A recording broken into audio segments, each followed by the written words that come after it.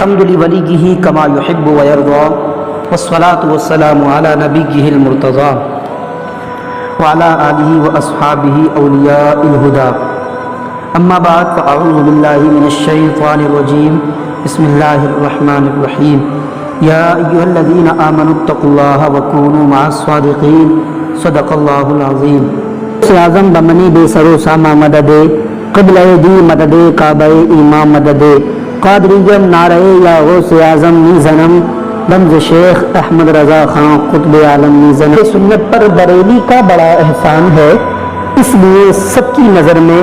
مرکز ذیشان ہے۔ نہ جانے حال کیا ہوتا تمام اہل سنت کا، بریلی میں اگر احمد رضا پیدا نہیں ہوتا۔ دوستو، آج ایسی شخصیت کا ذکر کرنے ہم جا رہے ہیں کہ جس نے بریلی کی ٹوٹی ہوئی چٹائی پر بیٹھ کر ہمارے سینوں میں عشق مصطفی کا چراغ روشن کیا، جس کی ایک ایک ادا عشق مصطفی سے تعبیر ہو کر رہ گئی، اور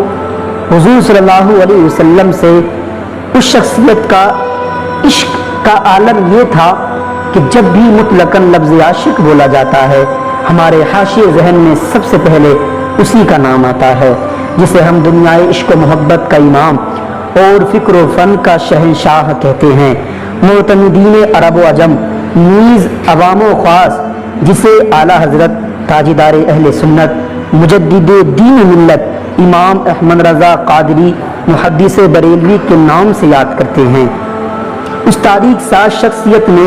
اپنے دور پر فتن میں جس طرح باطل کی سرکوبی کی ہے اور پرچم حقانیت اپنے دستے حق پرست میں لے کر تصرفات کی کروٹیں لی ہیں، ایسا محسوس ہوتا ہے کہ اللہ پاک نے اسے اس اہم کام کے لیے چن لیا ہو۔ اور کسی نے بہت ہی خوب کہا تھا، شرک تھا جب ناز کرنا احمد مختار پر، نکتہ چیتھے لوگ علم سید ابرار پر، ہر ولی ہر غوث کو بے دست و پا سمجھا گیا، یا رسول اللہ کہنے پر تھا فتویٰ شرک کا۔ صورت تسکین کی نکلی دل سیماب سے، ایک کرن پھوٹی اچانک چرخ پر مہتاب سے، اس کرن کو اہل دی احمد رضا کہنے لگے، امت خیر الرسول کے پاسبا کہنے لگے۔ اس کرن نے راہ ایمان کو منور کر دیا، پھول تو ہیں پھول خاروں کو گلے تر کر دیا۔ قوم کے ایمان نو حرمت کے نگہباں زندہ باد، زندہ باد اے مفتی احمد رضا خان زندہ باد۔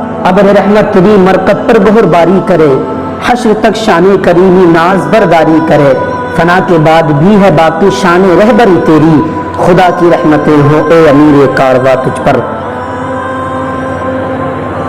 دوستو، ہم کو یہ بات اپنے ذہن میں بسا لینی چاہیے کہ مجدد اپنے دور کی ساری باطل قوتوں کا کامیاب جواب ہوتا ہے۔ چنانچہ اکبر جب اپنی اکثریت کو پھیلانے کے لیے دین اسلام کے خلاف ایک نیا دین پیدا کر رہا تھا اور دین اسلام کے خلاف علم بغاوت لہرا رہا تھا، تو ایسے دور میں ایک مرد مجاہد حضرت مجدد الفسانی شیخ احمد سرہندی علیہ رحمت الباری سرزمین سرہند سے علم صداقت و ہدایت لے کر اٹھتے ہیں اور اکبر کو منہ تو جواب دیتے ہیں۔ لیکن دوستو، جب اکبر کی ایک فریقت کا خاتمہ ہو گیا، اس کے بعد بد نصیبی سے بھارت کی دھرتی پر مسلمانوں کی حکومت کا بھی خاتمہ ہو گیا۔ ہندوستان سونے کی چڑیا کہلانے والا پھر غلام بن کے رہ گیا۔ 1857 سے 19 میں انگریزوں نے جب بھارت کی دھرتی پر قبضہ کیا تو ان تن کے گورے من کے کالے انگریزوں نے اس دیش کی دھرتی ہی پر تسلط و قبضہ نہیں کیا تھا، بلکہ اس دیش کے رہنے والوں کے افکار و نظریات پر بھی قبضہ کیا تھا، ان کی رفتار و گفتار پر بھی قبضہ کیا تھا، اور اتنا ہی نہیں بلکہ ان کے عقائد و اعمال پر بھی قبضہ کر لیا تھا۔ تو ایسے ماحول میں اعلیٰ حضرت نے اسلام کا اصلی چہرہ پیش کر کے ہم پر احسان عظیم فرمایا۔ اور دوستو، میں آپ کو بتاتا چلوں، انگریزوں نے مسلمانوں کی تاریخ و ہسٹری پڑھ کر اتنا تو معلوم کر لیا تھا کہ قوم مسلم کبھی دریاؤں میں اپنا گھوڑا دوڑا دیتی ہے، تو کبھی اپنی کشتیوں کو اپنے ہی ہاتھوں سے جلا دیتی ہے، کبھی 313 مسلمان ہزاروں بہادروں کو شکست دے کر فتح حاصل کر لیتے ہیں، کبھی مٹھی بھر مسلمان ہی 22,000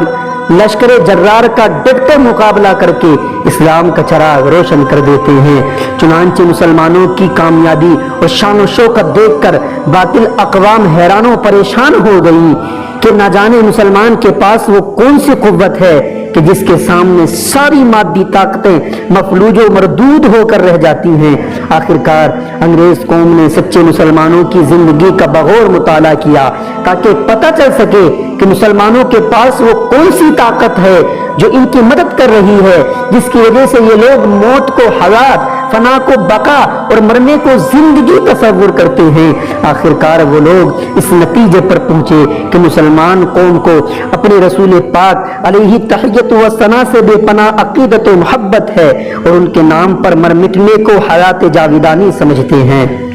چنانچہ انگریزوں نے یہ فیصلہ کیا کہ مسلمانوں کو نہ تو سامان جنگ کی کثرت سے زیر کیا جا سکتا ہے اور نہ ہی فوجی طاقت سے ان کو مٹایا جا سکتا ہے۔ مسلمانوں کو شکست دینے کی ایک ہی صورت نظر آ رہی ہے کہ ان کے دلوں سے ان کے نبی پاک کی محبت نکال دی جائے تو یہ لوگ خود بخود زیر ہو جائیں گے۔ ان کے دلوں سے عشق رسالت مٹا دیا جائے تو یہ لوگ برسر اقتدار نہ ہو پائیں گے۔ چنانچہ اس حصول مقصد کے لیے انگریزوں نے 2 گروہ تیار کیے۔ ان میں سے ایک آزاد ماڈرن لوگوں کا گروہ تیار کیا جنہوں نے سیدھے سادے مسلمانوں کو نام نہاد ترقی کا لالچ دے کر مسجدوں اور مدرسوں سے کھینچ کر کالجوں تک پہنچا دیا۔ تلاوت قرآن کرنے کے بجائے ان کے ہاتھوں میں ناول پکڑا دی۔ نعت مصطفیٰ اور ذکر مجتبی سننے سنانے والوں کو انہوں نے گانے سننے کی توشیق دی۔ فیشن اور اوریانیت کی تحدید کی۔ مسلمان مردوں کے سروں سے ٹوپیاں اور عورتوں کے سروں سے دوپٹے اتروا دیے۔ مسلمانوں کو داڑھی منڈوانے اور انگریزی لباس پہننے کی عادت ڈلوائی۔ کھڑے ہو کر پیشاب کرنے کو ترقی کا نام دیا۔ حضرات محترم، انگریزی ایجنڈوں نے مسلمان قوم کو اپنے نبی سے ظاہری طور پر اتنا دور کر دیا کہ اب نہ مسلمان کا چہرہ سنت رسول کے مطابق رہا اور نہ اوڑھنا پہننا سنت رسول کے مطابق رہا اور نہ کھانا پینا ہی سنت رسول کے مطابق رہا۔ ان بدبختوں کے اس غلط منصوبے نے مسلمانوں کے ظاہر کو بدل کر رکھ دیا۔ اور دوسرا گروہ جو انگریزوں نے تیار کیا تھا وہ مذہبی بہروپیوں اور نام و نہاد عالموں کا گروہ تھا جو بظاہر لمبی لمبی داڑیاں رکھے ہوئے تھے، جو اونچے اونچے پاجامے اور لمبے لمبے کرتے اور جبے پہنتے تھے، رسمی طور پر یہ کلمہ بھی پڑھتے تھے، قرآن کریم کی تلاوت بھی کرتے تھے، حدیثیں سناتے، تسبیح کھٹکھٹاتے، لیکن انگریزوں کے ان ایجنڈوں نے قرآن و احادیث کی آڑ میں شرک و بدعت کا فتویٰ دے کر بھولے بھالے مسلمانوں کے دل کی دنیا کو برباد کرنے کی پوری کوشش کی۔ یہاں تک کہ اس دوسرے گروہ نے بہت سے مسلمانوں کے باطن کو بھی بدل دیا۔ اور اتنا ہی نہیں، انگریزوں کے ان زر خرید و غلام کے گروہوں نے مسلمانوں کا شیرازہ بکھیر دیا۔ پھر تو مسلمان کی یہ حالت ہو گئی، رسول اعظم صلی اللہ علیہ وسلم کی شہدائی بدعقیدگی کی زنجیروں میں جکڑے جا رہے تھے۔ پیغمبر اسلام کے دیوانے ہچکولے کھا رہے تھے، ان میں غیب مصطفیٰ کے خلاف اجتماع کیے جا رہے تھے۔ صاحبان جبہ و دستار ابلیس کی شاگردی کا پورا حق ادا کر رہے تھے۔ شرک کے بادل اپنی گھن گرج کے ساتھ اہل ایمان کو ڈرانے پر مجبور تھے۔ کفر و ایمان میں ملبوس ہو کر یہ لوگ مسلمانوں کے سامنے آ کے ان کے ایمان کو خرید رہے تھے۔ قادیانیت و مرزائیت مصطفیٰ جان رحمت کے خلاف انگارے اگل رہی تھی۔ پورے ہندوستان کی فضا برباد ہو کے رہ گئی تھی۔ الحاد و بے دینی کی گھٹا پوری طرح سے دنیا پر چھا گئی تھی۔ بد مذہبی اور بدعقیدگی کی کالی گھٹا ایمان و ہدایت کی روشنی کو ڈھانپتی جا رہی تھی۔ دعوے داران اسلام اپنی خود ساختہ تعویلات سے اسلامی مسائل اور شرعی احکام کی اصلی شکلیں بگاڑے جا رہے تھے۔ اللہ سبوح و قدوس کی چادر عظمت پر کذب و جھوٹ کا دھبا لگا رہے تھے۔ رسول پاک صلی اللہ علیہ وسلم کی دامن اقدس پر بے ادبی اور گستاخی کی کیچڑ اچھال رہے تھے۔ اسلام کا اصلی چہرہ مسخ کر رہے تھے۔ بھولے بھالے مسلمانوں کے ایمان لوٹ رہے تھے۔ حضرات، ان حالات کے پیش نظر اسلامی مسلمین کو ایک ایسے قائد اعظم کی ضرورت تھی، ایک ایسے مصلح اعظم کی ضرورت تھی، ایک ایسے مجدد اعظم کی ضرورت تھی جو وارث علوم نبویہ اور نائب مصطفیٰ بن کر اپنے مقدس کارناموں سے امت مرحومہ کا دین تازہ اور حضور نور صلی اللہ علیہ وسلم کی سنتوں کو زندہ کر دے، جو گلشن مصطفیٰ صلی اللہ علیہ وسلم کو ہرا بھرا کر دے، جو چمن مجتبیٰ صلی اللہ علیہ وسلم کو پھولوں کی خوشبوؤں سے معطر کر دے، جو عظمت مصطفیٰ اور عصمت انبیاء کا ڈنکا پوری دنیا میں بجا دے، جو صدیق کی صداقت کا آئینہ بن کر قوم کے سامنے اسلام کا اصلی چہرہ پیش کر دے، جو امام اعظم رضی اللہ تعالی عنہ کا جانشین بن کر ادلہ تفصیلیہ کے ذریعے احکام شرعیہ اور مسائل فرعیہ کو حل کر دے، جو اہل قرآن اور اہل حدیث جیسے گستاخوں کے منہ میں لگام دے دے، جو قہر الہی کی بجلی بن کر شان رسالت میں گستاخی کرنے والوں کو خاکستر کر دے، جو اپنی قلم کی روشنائی سے شہیدوں کے لہو کی طرح چمنستانی اسلام کو لالا زار بنا دے۔ چنانچہ رب قدیر و حفیظ نے دین اسلام کی حفاظت و صیانت اور حمایت کے لیے ایک ایسا مجدد پیدا فرمایا جو مذکورہ اوصاف میں کامل ہونے کے ساتھ ساتھ اور دوسری بے شمار خصوصیات کا بھی حامل تھا۔ دوستو، جانتے ہو اس عظیم المرتبت مجدد کا نام کیا ہے؟ سنو، اس مجدد کا مقدس و مبارک نام عبد المصطفیٰ احمد رضا ہے، جو عرب و عجم میں اعلیٰ حضرت امام احمد رضا قادری محدث بریلوی کے نام سے معروف و مشہور ہے۔ وہ اعلیٰ حضرت جس نے اپنا سارا سرمایہ، اپنی ساری توانائیاں، اپنی ساری صلاحیتیں، اپنی زندگی کا ایک ایک لمحہ اور اپنا سب کچھ رضائے الہی اور رضائے مصطفیٰ کے لیے وقف کر دیا، اور جس وقت وہ لوگ وہ فیک مولوی مسلمانوں کو